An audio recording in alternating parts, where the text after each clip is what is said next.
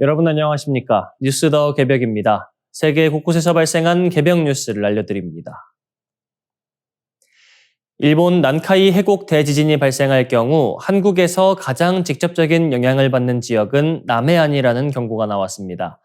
단순한 해외 지진이 아니라 수시간 안에 우리 연안에 실질적인 피해를 줄 수 있는 재난이라는 점에서 대비의 초점 역시 남해에 맞춰져야 한다는 지적입니다. 기상청 국가기상센터의 이미선 기상청장은 난카이 해곡에서 규모 8.0 이상 지진이 발생하면 3시간에서 5시간 뒤 우리나라 남부, 특히 남해안에 지진동과 지진 해일이 도달할 수 있다고 밝혔습니다. 국가지진화산종합상황실에서는 일본 내 지진 상황과 NHK 방송이 실시간으로 모니터링되고 있습니다. 기상청 분석에 따르면 난카이 해곡에서 대지진이 발생할 경우 경남, 전남, 남해안을 따라 진도 3, 4 수준의 흔들림이 나타날 가능성이 있습니다. 이는 실내에 있는 다수가 지진을 느끼고 창문과 가재도구가 흔들리는 수준입니다. 특히 해안과 인접한 지역에서는 지반 조건과 구조물 특성에 따라 체감 진도가 더 커질 수 있습니다. 가장 우려되는 요소는 지진 해일입니다. 규모 9.0에 달하는 초대형 지진이 발생할 경우 남해안 일부 지역에는 최대 2m 높이의 지진 해일이 도달할 수 있다는 것이 기상청 시뮬레이션 결과입니다. 이미선 청장은 지진 해일 2m라는 수치를 절대 낮게 보면 안 된다며 이는 평상시 파도 위에 더해지는 높이로 기상 상황이 나쁠 경우 높은 파고나 기상 해일과 겹치면 파괴력은 급격히 증폭될 수 있다고 설명했습니다. 남해는 항만과 양식장, 해안 관광시설이 밀집한 지역입니다. 지진 해일이 발생할 경우 방파제 월파, 저지대 침수, 선박 충돌과 전복 등 연쇄 피해로 이어질 가능성이 큽니다. 특히 새벽이나 악천 후 상황에서 지진이 발생하면 대응 시간이 제한돼 인명피해 위험도 커집니다. 이 같은 위험을 고려해 기상청은 내년 11월부터 국외 지진 조기 경보 범위를 일본 규슈 일부에서 난카이 해곡 전역으로 확대할 계획입니다. 이는 남해안 지자체와 주민들이 수시간이라도 더 빠르게 상황을 인지하고 대비할 수 있도록 하기 위한 조치입니다. 기상청은 앞으로 남해 연안을 중심으로 지진 해일 행동 요령과 경보 전달 체계를 더욱 정교하게 다듬겠다는 방침입니다. 난카이 대지진은 일본의 문제가 아니라 남해를 통해 한국으로 이어질 수 있는 현실적인 재난이라는 점에서 경각심이 요구됩니다. 지난 12월 20일 오후 2시 30분쯤 미국 샌프란시스코 그로브 스트리트 일대에서 대규모 정전이 발생했습니다. 신호등이 일제히 멈추고 상점과 식당의 조명이 꺼지면서 크리스마스를 앞두고 붐비던 도시는 순식간에 어둠에 잠겼습니다. 공연이 취소되고 인파와 차량이 거리로 쏟아져 나왔지만 초기에는 운전자들이 보행자를 살피며 비교적 질서 있게 움직였습니다. 그러나 혼란은 곧 본격화됐습니다. 그 원인은 사람이 아닌 구글이 운영하는 무인 택시 웨이모였습니다. 정전이 발생하자 웨이모 차량들은 교차로와 도로 한복판에서 빨간 비상등을 켠 채 그대로 멈춰섰습니다. 신호등이 작동하지 않고 통신 환경까지 불안정해지자 운영사는 안전 운행이 불가능하다고 판단해 호출 서비스를 중단했습니다. 그 결과 차량들은 사거리 중앙, 차로 중간, 골목길 곳곳에서 움직이지 못한 채 교통 흐름을 가로막았습니다. 외신들은 이번 사태가 자율주행차가 아무리 정교한 센서를 갖추더라도 도시의 전력망과 통신망 같은 외부 인프라에 얼마나 깊이 의존하고 있는지를 보여준 사례라고 분석했습니다. 이번 정전은 샌프란시스코 전력회사 PG&E의 변전소 화재에서 비롯됐습니다. 현지 보도에 따르면 오후 1시 9분쯤 정전이 시작됐고 도시 전체의 약 30%에 해당하는 13만 가구와 상업시설이 영향을 받았습니다. 전력은 순차적으로 복구됐지만 정전이 지속되는 동안 웨이모는 사실상 도심에서 기능을 상실했습니다. 사람 운전자는 신호등이 멈춰도 교차로의 차량 흐름과 보행자 움직임을 읽으며 임기응변으로 대응할 수 있습니다. 그러나 웨이모는 미리 설계된 규칙과 신호인식에 의존하는 구조상 신호를 읽을 수 없게 되자 정지라는 선택 외에는 다른 대응을 하지 못했습니다. 소셜미디어에는 도로를 막고선 웨이모 차량 사진과 함께 불편을 호소하는 게시물이 잇따랐습니다. 이 사건을 계기로 사람의 개입 없는 자율주행차 보편화는 아직 이르다는 지적이 다시 제기되고 있습니다. 기술 자체는 고도화되고 있지만 정전이나 통신장애 같은 예외 상황이 발생할 경우 도시 전체의 혼란으로 이어질 수 있다는 우려입니다. 올해 초 미국 자동차 협회 조사에서도 미국 운전자 응답자의 약 3분의 2가 자율주행차에 두려움을 느낀다고 답했습니다. 전문가들은 자율주행이 일상이 되려면 도로공사처럼 수시로 변하는 교통환경, 정전에 대비한 보조 전력망, 언제든 원격 개입이 가능한 통신 인프라가 함께 갖춰져야 한다고 지적합니다. MIT 교통센터의 브라이언 라이머 연구원은 샌프란시스코 사례가 고도로 자동화된 차량을 대규모로 수용할 준비가 아직 부족하다는 점을 드러냈다고 평가했습니다. 샌프란시스코는 웨이모뿐 아니라 테슬라, 아마존 자회사 죽스까지 가세한 무인 택시 경쟁의 중심지입니다. 웨이모는 미국 전역에 약 2,500대를 운영 중이며 이 가운데 800여 대가 샌프란시스코와 실리콘밸리에 집중돼 있습니다.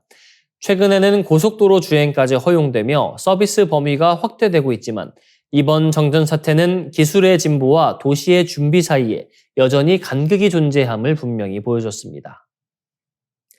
식사 뒤에 설거지를 바로 하지 않고 더러운 그릇을 물에 담가 싱크대에 방치하는 습관이 식중독과 감염성 질환 위험을 높일 수 있다는 경고가 나왔습니다. 전문가들은 주방 싱크대가 일상 공간 가운데서도 세균 증식에 가장 유리한 조건을 갖춘 장소라고 지적합니다. 영국 매체 데일리 메일과 과학 전문 매체 IFL 사이언스에 따르면 설거지를 미루고 식기류를 물에 담가두는 행동은 각종 유해 미생물이 급속히 늘어나는 환경을 조성합니다. 미생물학자 제이슨 테트로 박사는 주방 싱크대는 대장균과 식중독 병원체, 피부 박테리아까지 쉽게 모이는 공간이라며 특히 따뜻한 물에 음식물 찌꺼기가 남은 식기를 담가두면 덥고 습한 조건이 만들어져 세균이 폭발적으로 증식한다고 설명했습니다. 실제 연구 결과도 이를 뒷받침합니다. 카디프 메트로폴리탄 대학교 연구팀이 영국 전역 46가구의 주방을 조사한 결과 싱크대와 수도꼭지 손잡이에서 조리대나 식탁보다 훨씬 많은 세균이 검출됐습니다. 싱크대에서는 대장균을 비롯해 엔테로박터 클로아카, 폐렴감균, 농농균, 포도상구균 등 다양한 균종이 발견됐으며 이들 가운데 상당수는 발열과 구토, 설사를 유발할 수 있어 면역력이 약한 사람에게 특히 위험합니다. 그릇을 물에 담그지 않고 싱크대 옆에 쌓아두는 것 역시 안전하지 않다는 지적도 나옵니다. 미국 네바다 대학교 공중보건 전문가 브라이언 라부스 박사는 음식물이 묻은 접시를 상온에 두면 벌레가 꼬일 수 있고 이 과정에서 박테리아가 주방 전체로 퍼질 수 있다며 건조한 환경에서는 증식이 느려도 살아남은 세균들이 다시 습해지면 빠르게 늘어난다고 경고했습니다. 전문가들은 식중독 예방을 위해 사용한 식기는 가급적 당일 바로 세척할 것을 권고합니다. 주방 세제로 음식물 찌꺼기와 기름기를 제거한 뒤 충분히 헹구는 것이 기본이며 수세미와 스펀지는 물과 음식물에 반복적으로 노출되는 만큼 사용 후 완전히 건조하고 1주에서 2주 간격으로 교체하는 것이 바람직하다고 조언합니다. 또한 조리 전 생닭을 싱크대에서 물로 씻는 행동은 오염을 키울 수 있는 요인으로 지목됩니다. 생닭 표면에는 살모넬라균과 캠필로박터균이 존재할 수 있는데 이를 씻어내는 과정에서 물방울이 튀며 싱크대와 주변 식재료로 균이 확산될 수 있기 때문입니다. 전문가들은 생닭을 씻지 말고 내부까지 충분히 익히고 취급 후 손과 조리기구를 즉시 세척해 교차 오염을 차단해야 한다고 강조합니다. 전문가들은 주방 위생은 사소한 습관 차이에서 갈린다며 설거지를 미루지 않고 생고기 취급 과정에서 오염 경로를 차단하는 것이 식중독 예방의 핵심이라고 강조했습니다. 미국이 건국 250주년을 맞이하는 2026년은 단순한 기념의 해가 아니라 국가 정체성과 통치 원리를 다시 묻는 중대한 분기점으로 평가됩니다.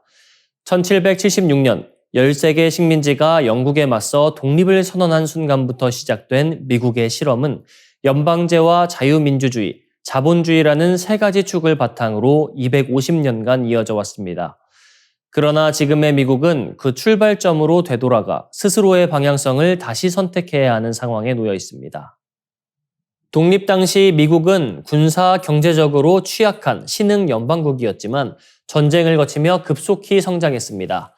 독립전쟁을 시작으로 멕시코 전쟁, 미서 전쟁을 통해 영토를 확장했고 남북전쟁은 연방제의 기틀을 다지며 산업화의 토대를 마련했습니다. 이후 1, 2차 세계대전을 계기로 미국은 세계 최강대국으로 부상했습니다.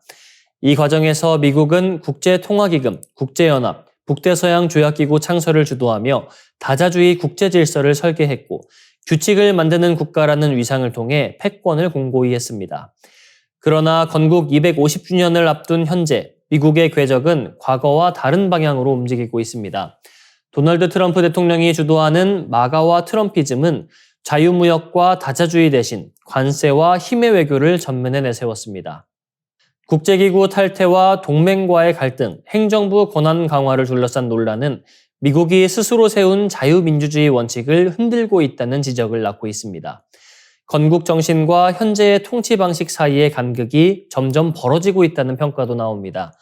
이런 가운데 미국 사회는 건국 250주년을 역사상 가장 큰 생일 파티로 준비하고 있습니다.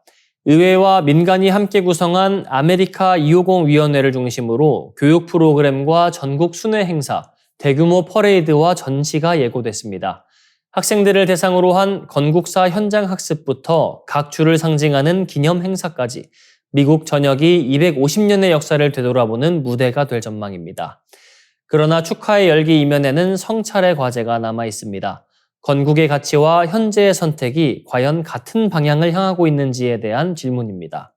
불꽃놀이가 끝난 뒤 유권자의 판단이 미국의 다음 250년을 결정하게 됩니다. 바로 올해 11월 중간선거에서 다시 시험대에 오릅니다. 쟁점의 중심에는 경제와 물가가 놓여 있습니다. 전략국제문제연구소의 윌리엄 라인쉬 석좌는 경제 여건이 표심을 가를 핵심이라고 진단했습니다. 이상으로 뉴스 더 개병 마치겠습니다. 시청해주셔서 고맙습니다.